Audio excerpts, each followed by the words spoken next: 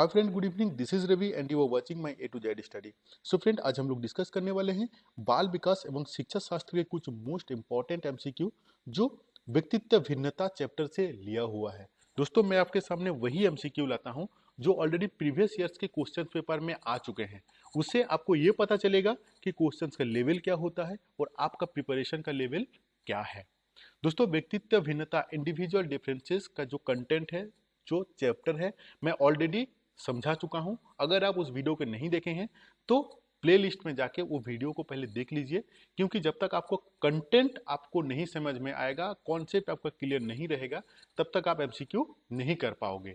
तो मैं आज वही एमसीक्यू लाता हूं जो व्यक्तित्व भिन्नता चैप्टर से ही है। इस चैप्टर का सारे इंपॉर्टेंट क्वेश्चंस को मैं ले लिया हूं। तो अगर फर्स्ट टाइम चैनल में विजिट कर रहे हैं तो इस चैनल को सब्सक्राइब जरूर कीजिए, क्योंकि इस चैनल में आपको जेटेट का मैं कंप्लीट सिलेबस का एक एक चैप्टर का एक एक यूनिट करवाता हूं। उसके बाद सारे को मैं एमसीक्यू भी कराता हूं। दोस्तों, मेरा नोट्स ऑलरेडी बन रहा है सारे चैप्टर का। वेरी रिसेंटली ये बन जाएगा तो मैं आपको शेयर करूंगा। तो आइए हम लोग देख लेते हैं क्वेश्चन नंबर 1। प्रत्येक शिक्षार्थी स्वयं में विशिष्ट है, इसका अर्थ क्या है? पहला ऑप्शन ये है कि शिक्षार्थियों में न तो कोई समान विशेषताएं होती है और ना ही उनके लक्ष्य समान होते हैं। नेक्स्ट है, सभी विद्यार्थियों के लिए एक समान पाठ्यचर्या संभव नहीं है। एक विषमरूपी कक्षा में विद्यार्थियों की क्षमताओं को विकास करना असंभव है। नेक्स्ट है, कोई भी दो विद्यार्थी अपने योग्यताओं, रुचियों और प्रतिभाओं में एक समान नहीं होते हैं। दोस्तों, क्या बोल रहा है कि हर एक स्टूडेंट अपने में एक विशिष्ट है, अपने में उसका एक अलग क्वालिटी है। हर एक बच्चा का एक अलग अलग क्वालिटी है। किसी का आईक्यू बहुत अच्छा है, किसी का आईक्यू बहुत ही खराब है, किसी का आईक्यू एवरेज में है। तो हर एक बच्चा का अपना जगह में उसका एक विशिष्ट है। इसका यही मतलब होता है कि कोई भी दो विद्यार्थी अपना योग्यताएं, रुचियां और प्रतिभाओं में एक समान नहीं हो सकता है। रीजन इसका यही है कि इंडिविजुअल डिफरेंसेस मतलब व्यक्तित्व भिन्नता। आज की तारीख में इस दुनिया में दो फेस समान व्यक्ति आपको मिल सकता है, लेकिन उसका अंदर का जो क्वालिटी है वो सारे अलग अलग है। हर एक व्यक्ति अपने में एक विशिष्ट है। व्यक्तित्व भिन्नता के चलते हर एक का क्वालिटी अलग अलग है, इसलिए इसका सही आंसर होगा 4th। दोस्तों, वीडियो को बिल्कुल स्किप मत कीजिए, हर एक क्वेश्चन आपके लिए इंपॉर्टेंट है। व्यक्तिगत शिक्षार्थी एक दूसरे से डैश में भिन्न होते हैं। विकास की दर, विकास क्रम, विकास की सामान्य क्षमता और वृद्धि एवं विकास के सिद्धांतों। व्यक्तिगत शिक्षार्थी एक दूसरे से विकास की दर में भिन्न होते हैं। दोस्तों, हर एक बच्चा का विकास का जो दर होता है, दर का मतलब क्या हो गया? हार हो गया, उसका जो परसेंटेज हो गया। विकास की दर, किस दर से, किस हार से विकास हो रहा है।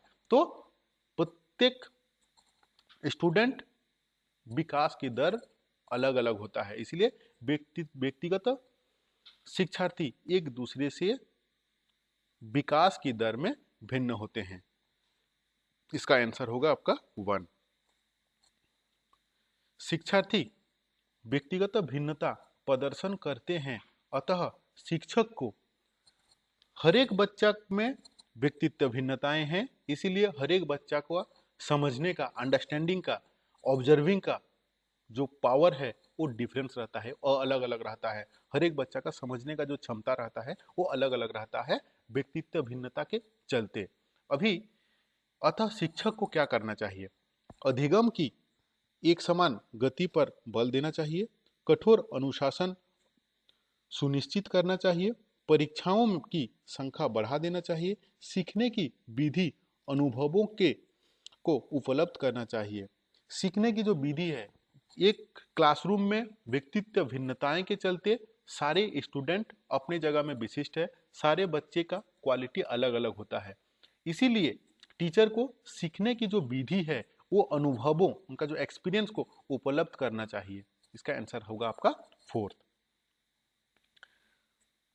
पढ़ाते समय सामान्य कक्षा में अध्यापक का सर्वाधिक ध्यान किस मनोवैज्ञानिक तथ्य पर होना चाहिए?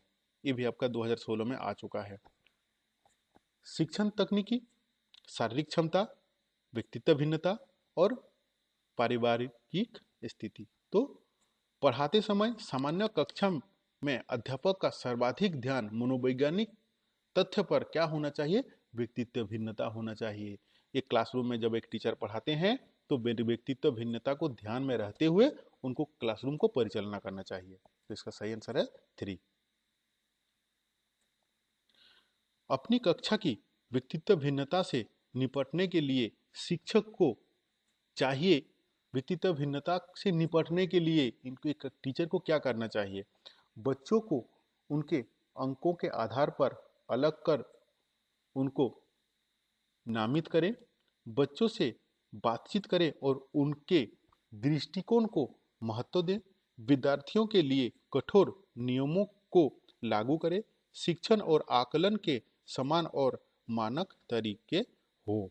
दोस्तों, एक व्यक्तित्व भिन्नता ये क्लासरूम में एक टीचर जब पढ़ाते हैं उस समय उनको क्या करना चाहिए? उनको हर एक बच्चा का जो दृष्टिकोण है उसको महत्व देना चाहिए, क्योंकि जब क्लास में एक टीचर क्लास लेते हैं उस समय बच्चा का अटेंशन अगर दूसरे तरफ जा रहा है कि टीचर की तरफ है, इसको ध्यान में रखना है। इसीलिए बच्चे से बातचीत करें, बच्चा से बातचीत करें और उसका दृष्टिकोण को महत्व दें। वो जो बच्चा जब आपके एक टीचर को देख रहा है तो टीचर का भी काम रहता है कि बच्चा को देखना, उससे बच्चा का अंदर में कॉन्फिडेंस बढ़ता है और टीचर को ये समझ में आता है कि बच्चा की तरह समझ रहा है। इसलिए इसका सही आंसर होगा फोर्थ, सॉरी, इसका सही आंसर होगा आपका 2। बच्चों से बातचीत करें और इसके दृष्टिकोण को महत्व दें।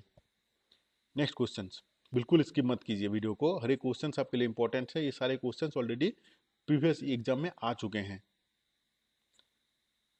व्यक्तियों में एक दूसरे से भिन्नता क्यों होती है? इंडिविजुअल डिफरेंसेस क्यों होते हैं? दोस्तों, इंडिविजुअल डिफरेंसेस क्यों होते हैं? क्योंकि डेवलपमेंट अलग अलग होते हैं। डेवलपमेंट क्या होता है कि आनुवंशिक और पर्यावरण के अंतक्रिया होता है। डेवलपमेंट और हेरिडिटी का अंतक्रिया को हम लोग डेवलपमेंट बोल रहे हैं।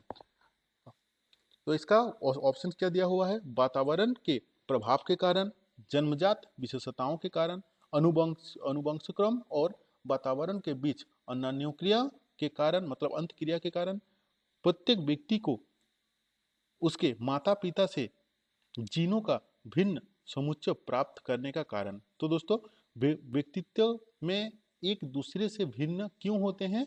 क्योंकि वंशानुक्रम, मतलब उसका जो हेरिडिटी है, और वातावरण के बीच में अन्योन्याक्रिया के कारण। मतलब व्यक्तित्व भिन्नता होने का क्या कारण है ना? उसका हेरिडिटी का, और हेरिडिटी अगर बच्चा का मम्मी पापा बीमार हैं तो बच्चा बीमार होगा, अगर वो तेज हैं तो वो तेज होगा, अगर वो गोरे हैं तो गोरे होगा। ये एक तो कारण है। और दूसरा कारण आपका वातावरण है। आप बच्चा को जिस तरीके से एनवायरमेंट मिलेगा, जिस तरीके से बच्चा का भरण पोषण होगा, ये दोनों का हेरिडिटी और वातावरण का जो अंत क्रिया होता है वो, इसीलिए व्यक्तित्व भिन्नताएं होते हैं। दोस्तों, लाइक करना मत भूलिए। नेक्स्ट क्वेश्चन, व्यक्तित्व भिन्नता का अर्थ, व्यक्तित्व भिन्नता का क्या अर्थ है? ये भी यूपी टेट में आ चुका है। दो व्यक्तियों में शारीरिक भिन्नता होना, कोई दो व्यक्ति शारीरिक मानसिक योग्यता और संवेगात्मक दशा में समान और एक जैसे नहीं होते हैं, कोई दो व्यक्ति शारीरिक और मानसिक योग्यताओं में समान और एक जैसे होते हैं, उपरोक्त में से कोई नहीं। तो दोस्तों, इसका सही आंसर होगा आपका 2। क्यों? क्या बोल रहा है इसमें? कोई दो व्यक्ति शारीरिक, व्यक्तित्व भिन्नता किसके ऊपर होता है? क्या होता है? शारीरिक चेंजिंग रहेगा, मानसिक योग्यता मेंटल एबिलिटी वो अलग रहेगा, संवेगात्मक दशा, संवेगात्मक क्या होता है?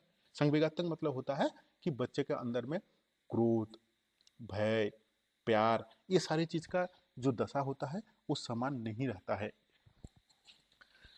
तो इसका सही आंसर होगा आपका 2। कोई दो व्यक्ति शारीरिक मानसिक योग्यता और संवेगात्मक दशा में समान और एक जैसे नहीं होते हैं। नेक्स्ट क्वेश्चन, व्यक्तिगत भिन्नताओं का क्षेत्र क्या है? इंडिविजुअल डिफरेंसेस कहाँ कहाँ पे होता है? क्या क्षेत्र है? लिंग भेद में होता है, बिल्कुल। शारीरिक रचनाओं पे, बिल्कुल। मानसिक योग्यताएं पे, बिल्कुल, और ये सभी। तो व्यक्तित्व भिन्नता ये सारे में दिखता है। नेक्स्ट है, व्यक्तिगत भिन्नता से संबंध प्रत्यय पर सर्वप्रथम किस मनोवैज्ञानिक ने कार्य किया है? तो दोस्तों इसको आपको याद रखना पड़ेगा, गाल्टन ने।